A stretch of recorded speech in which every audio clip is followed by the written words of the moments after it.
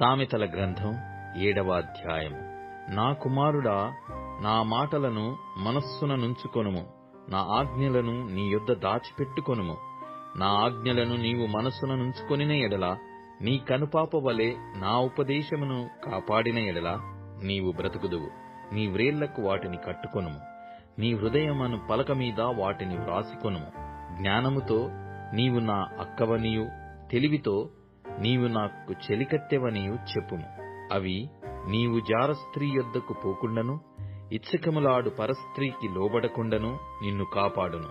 నా ఇంటి కిటికీలో నుండి, నా అల్లిక కిటికీలో నుండి నేను పారజూడగా, జ్ఞానము లేని వారి మధ్యను, యవనుల మధ్యను బుద్ధిలేని పడుచువాడొకడు నాకు కనబడెను.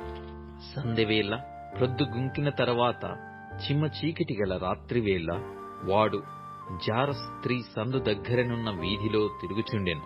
దాని ఇంటి మార్గమున నడుచుచుండెను.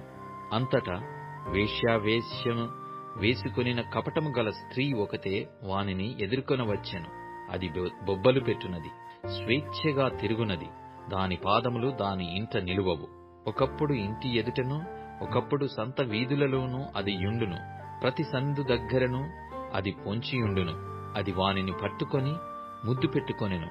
సిగ్గుమాలిన ముఖము పెట్టుకొని ఇట్లనెను: సమాధాన బలులను నేను అర్పింపవలసియుంటిని. నేడు నా మ్రొక్కుబళ్ళు చెల్లించియున్నాను. కాబట్టి నేను నిన్ను కలుసుకొనవలెనని రాగా, నిన్ను ఎదుర్కొనవలెనని బయలుదేరగా నీవే కనబడితివి. నా మంచము మీద రత్న కంబళ్లను, ఐగుప్తు నుండి వచ్చు విచిత్రపు పనిగల నారదుప్పట్లను నేను పరిచియున్నాను. నా పరుపు మీద గోళము, అగరు, కారపు చెక్క చల్లియున్నాను. ఉదయము వరకు వలుపు తీర తృప్తి పొందుదము రమ్ము. పరస్పర మోహము చేత చాలా సంతుష్టి నొందుదము రమ్ము. పురుషుడు ఇంట లేడు, దూర ప్రయాణము వెళ్ళియున్నాడు. అతడు సొమ్ము సంచి చేత పట్టుకొని పోయెను. పున్నమ నాటి వరకు ఇంటికి తిరిగిరాడు అనెను. అది తన అధికమైన లాలన మాటల చేత వానిని లోపర్చుకొనెను. తాను పలికిన ఇచ్చకపు మాటల చేత వాని నీడ్చుకొని పోయెను.